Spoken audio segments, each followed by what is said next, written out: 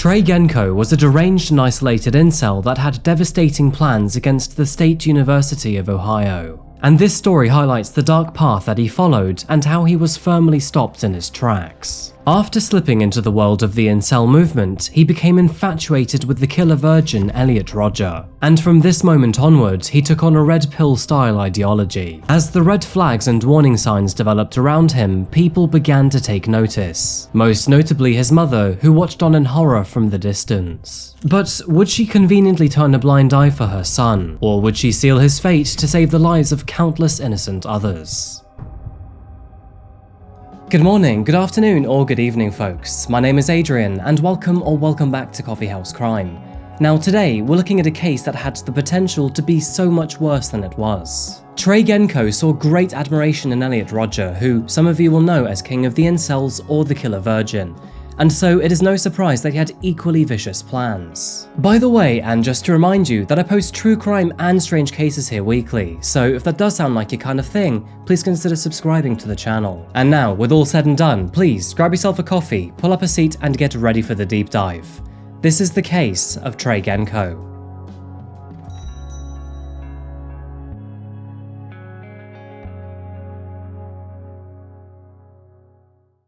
Good morning, America. We're once again visiting the rather familiar state of Ohio, located on the eastern side of the United States. More specifically, today we're traveling to a rural city that goes by the name of Hillsborough. Tucked away in the southern half of the state, Hillsborough can be found between Cincinnati and Columbus. And with a tiny population of just under 7,000 residents, it is a bit of a stretch to call it a city. Now, there isn't much to say about this place. It's home to just 3 schools and a library, and appears to be about as rural as you can get in a state like Ohio. The city's only real valid claim to fame is its production of steel alloy bells, which are produced and shipped all around the world. C.S. Bell went into the foundry business in 1858, manufacturing what it thought Americans needed most around the house at the time. Fast forward to modern times, and the city now hosts the Festival of Bells every year. Though, one slightly more bizarre reason to visit Hillsborough is to see its unique roadside attraction, the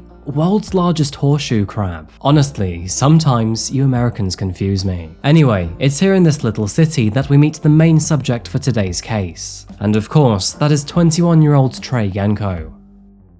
His own mother described him as a well-mannered young boy while growing up, stating that there was nothing out of the ordinary about him. He was quiet, intelligent, and performed relatively well at school too. However, as we often see with these cases, his demeanor began to change when going through his teenage years. And for Trey, those changes would turn him from a sweet young boy to an angry and violent young man. As a teenager, Trey spent most of his free time surfing the World Wide Web. He would often keep himself away from his friends, and even his mother most of the time too. Despite this, she continued to support and love him at the time. Trey and his mother lived on a humble income. With no father figure, he and his mother lived on a trailer on the outskirts of the city, but that didn't stop him from achieving a pretty decent education. His Twitter bio and several other posts suggested that he attended Ohio University, aiming to achieve a degree in computer science. However, outside of education and for most of his life, he kept to himself on his computer. In the online world, Trey's social media indicated they had a deep interest in computers, AI, and how they can be used for manipulation. He often shared research articles online, and, no surprise, was deeply fascinated with Elon Musk. With the amount of time spent online, Trey found himself integrated into several online communities. And mainstream social media accounts aside, he also became a frequent user in multiple private online forums. However, this is where our story becomes dark relatively quickly. You see, throughout his teenage years, Trey slowly drifted into the world of the incels, an online subculture of resentful men that are unable to find romantic or sexual partners despite desiring them. Now, here in the Coffeehouse, we've already covered a few stories involving incels, including the likes of Alec Manassian, Jake Davison, and most notably Elliot Rodger. Elliot Rodger held such a grudge against women and the men that apparently took them away from him that he murdered his roommates in cold blood before driving to a Santa Barbara sorority house to murder multiple other students. If you'd like to see my full video on him, including details of his written manifesto, I'll leave that down in the description below. Just ignore the change in production quality and haircut. For those unfamiliar with the term, the word incel stands for involuntary celibate, a group of people, mainly men, who hold great anger towards people of the opposite sex because they can't get laid. Interesting side note, but the incel term was coined in the 90s, and the first web forum to bring this community together was actually created by a woman. It is kind of ironic when you think about it, a group of men that congregate together to talk about how much they hate women, when the owner of the website was actually a woman herself. Incel's hatred generally comes from a place of self-entitlement, and most believe that they deserve love without any terms and conditions. And of course, most women hate this type of mentality. Like many online groups and fandoms, the ways in which incels connect with each other tends to vary quite substantially. This usually is in the form of forums or subreddits before Reddit started to shut them all down. Like many echo chambers online, incels perpetuated the hate around and between each other, ruminating on the difficulties of attracting women and their general disdain towards, quote, foids, which, by the way, is a shorthand form of the longer term femoids, which in itself is a derogatory term for women. I do have to say, by the way, incel terminology really is something. Now, of course, you have the classical Chad and Stacy terminologies, which are generally used for conventionally attractive and popular men and women. This goes alongside their blue, red, and black-pilled ideologies. Take the blue pill for acceptance of the situation, the red pill for anger, and the black pill for total nihilism. Of course, it is a little more complicated than that, but frankly, I have no desire to induce a collective cognitive shutdown amongst my viewers. Either way, Genco was a vocal and active part of the incel community and movement, often interacting with those he found online, giving him a sense of community and reinforcing his toxic and hateful mindset. From the summer of 2019 right through to mid-March of 2020, he kept a number of social media profiles and left hundreds of comments during that time frame. And rather concerningly, he joked about violence against women and felt entitled to owning them. In one of those posts he said,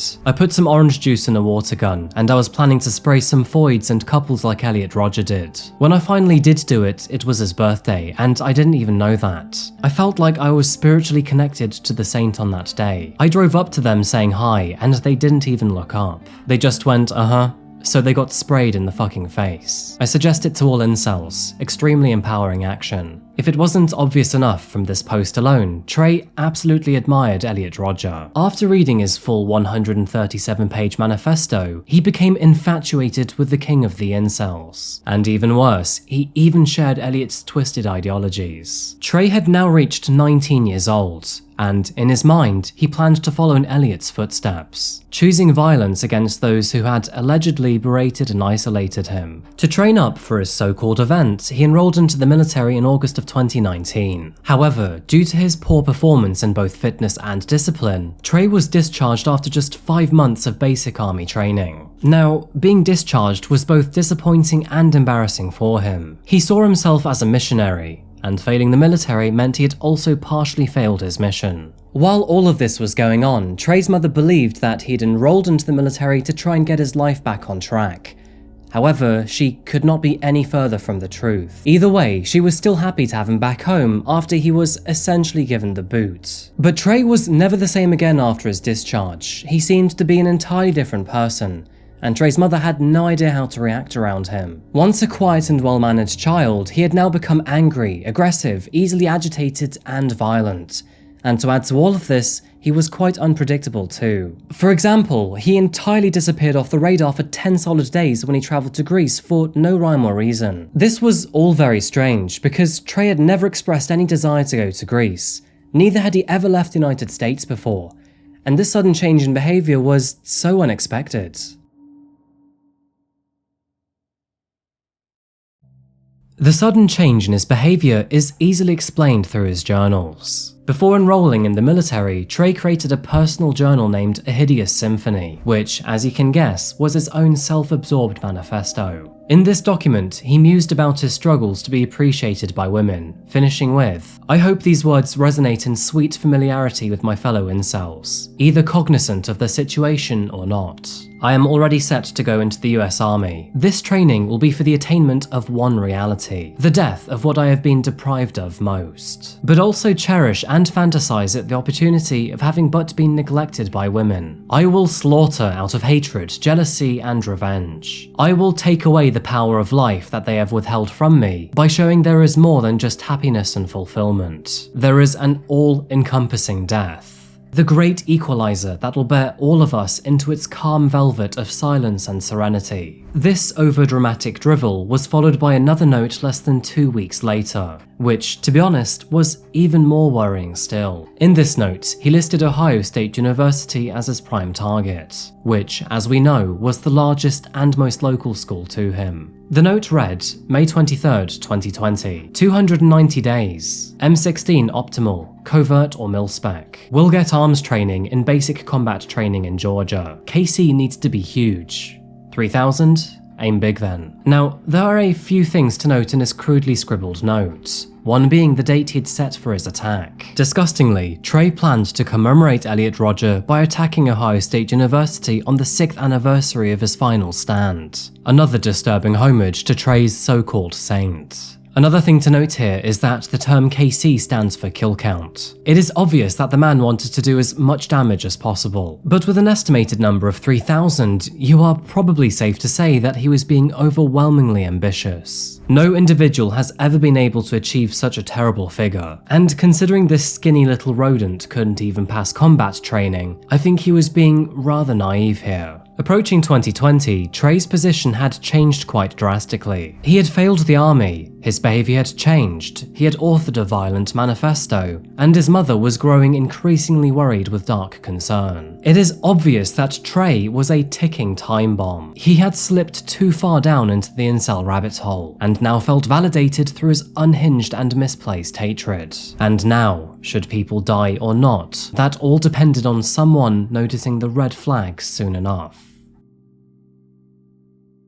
In January 2020, he created a document titled Isolated, wherein he wrote, "If you're reading this, I've done something terrible. Somehow, you've come across the writings of the deluded and homicidal. Not an easy task, and for that, I congratulate you for your curiosity and willingness to delve into such a dark topic." After writing this, Trey began to orchestrate his terrible plans, eventually settling on Ohio State University, and having found his target, he then went on to explore and survey the area where he planned to attack in just a few months' time. It was at this time that he made numerous suspicious and very damning internet searches online. This included searches such as planning a shooting crime and when does preparing a crime become an attempt? That final search, by the way, it does make you wonder, was all of this just a game to Trey? Or was he dead set on following Elliot's evil path? One thing is for sure here, but Trey had become set on violence long before his dark manifesto, because all the way back in January 2019, he made several worrying purchases to aid his future plans. This included tactical gloves, a bulletproof vest, and a Bowie knife.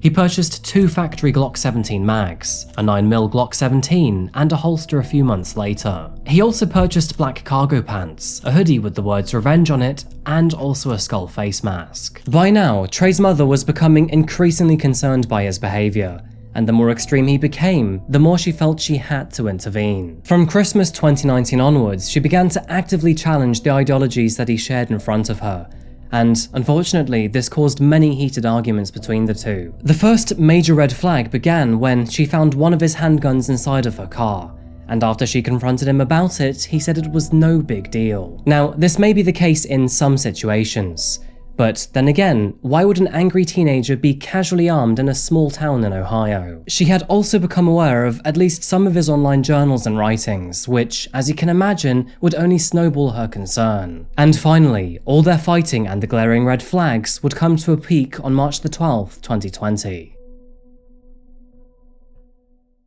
It was on this day that yet another argument broke out between the two. However, this one would be very different. After finding another handgun in his room and confronting him about it, Trey became enraged against his mother. The concerned parent was becoming terrified of her own son, which was suddenly made even worse when he threatened to kill her. By now, she already believed he had the capacity to do so, and it would only take one impulsive moment for a life to be lost forever.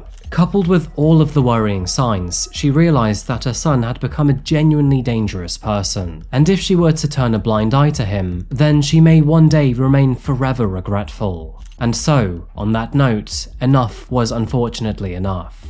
Later that day, and following Trey locking himself in his room with his gun, she called 911. Officers responded to the scene immediately, treating it as any other domestic violence case. However, they were soon to realize that the situation was much worse than expected.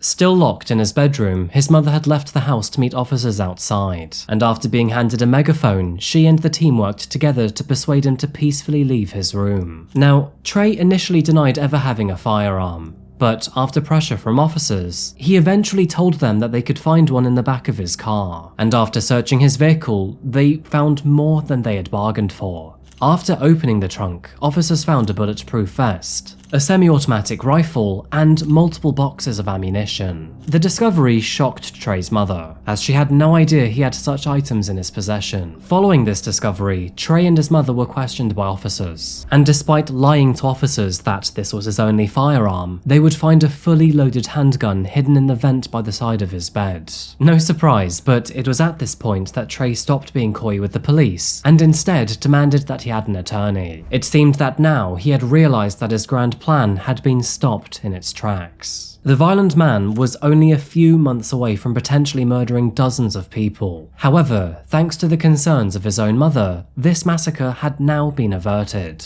Moving into the legal proceedings of this case, Trey's trials trailed at an excruciatingly slow pace, and they were very complicated to say the least. In the months leading up to his arrest, COVID-19 had become a thing in the world, and just one day after he was actually arrested, the state of Ohio was put into lockdown, with all courts grinding to a halt. Trey was held in Butler County Jail while his charges were being ironed out, and this was permitted due to his illegal possession of a machine gun or a semi-automatic firearm. And this is where the situation gets quite messy, because despite wanting to murder as many people as possible, Trey had not actually harmed a single other person. However, since Trey had planned a hate crime, it was theoretically possible he could be charged accordingly, and this holds a maximum sentence of life in prison. After multiple discussions in the courtroom, Trey Genco was officially charged with one count of attempting to commit a hate crime. Facing prosecution, Trey lawyered up and took the expected route of pleading insanity. However, after a psychological evaluation, he was found to be of sound mind and therefore fit to stand trial. His internet search history indicated that he was very well aware that his plans, and eventually his actions, were a very serious crime. And this was further expressed by him when he tried to hide his firearms away from officers.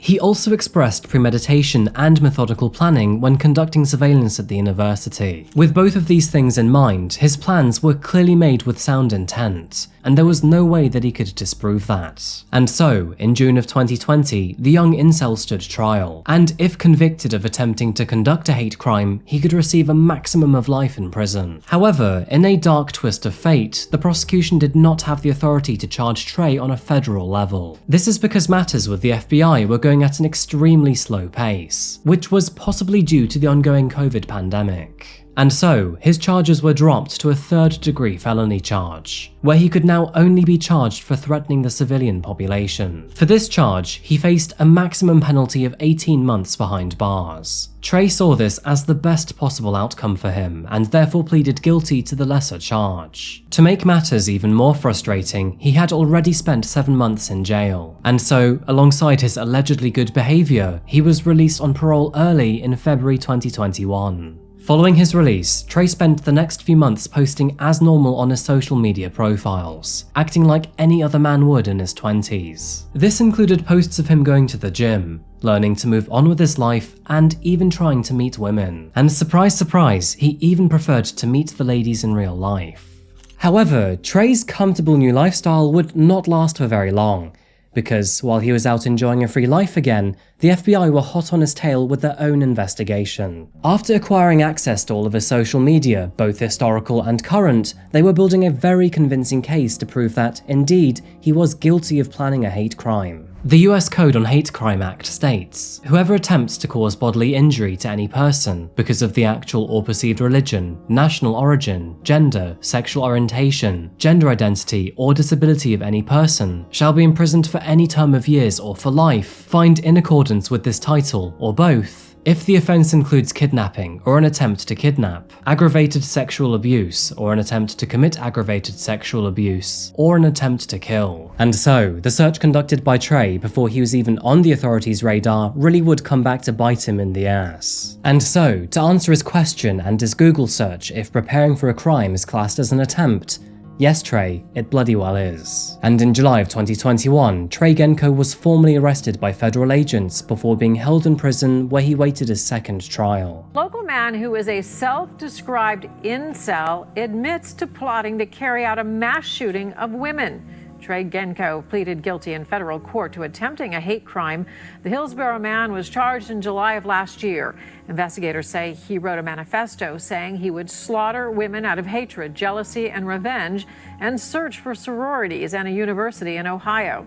Genco faces the possibility of life in prison. More than 1 year later, in October 2022, Trey Genco finally went on trial for his now-defined hate crime. And with a case so strong, there was nowhere for him to turn. He pled guilty, accepting his fate of facing up to life in prison. The legal proceedings around this case felt very disorganized, to say the least.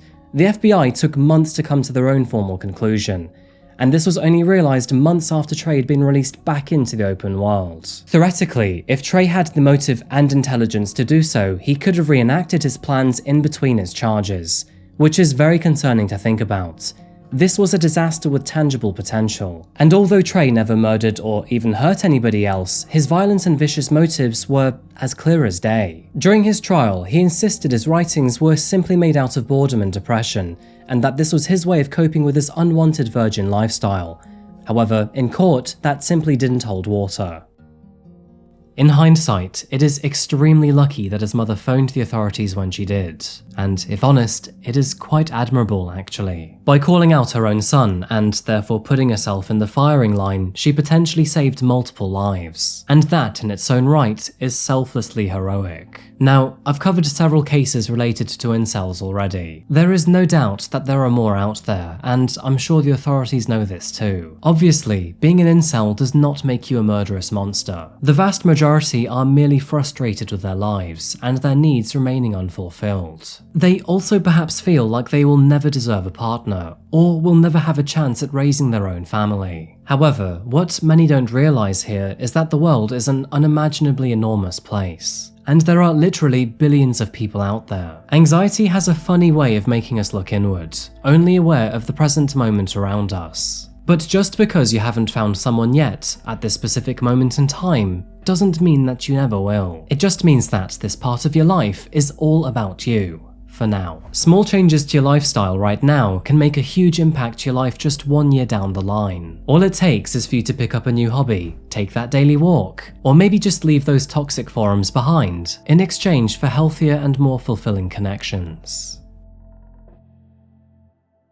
At the time of this video being published, Trey is currently being held at Butler County Jail while he awaits his final sentencing. And as always, I'll let you know of any updates to this story. Anyway folks, I think that pretty much covers our story today. There's not much more to talk about here, but I hope you don't mind me covering a case that is a little different to the usual. As always though, I'd love to hear what you think about this case and what you think about Trey Genco.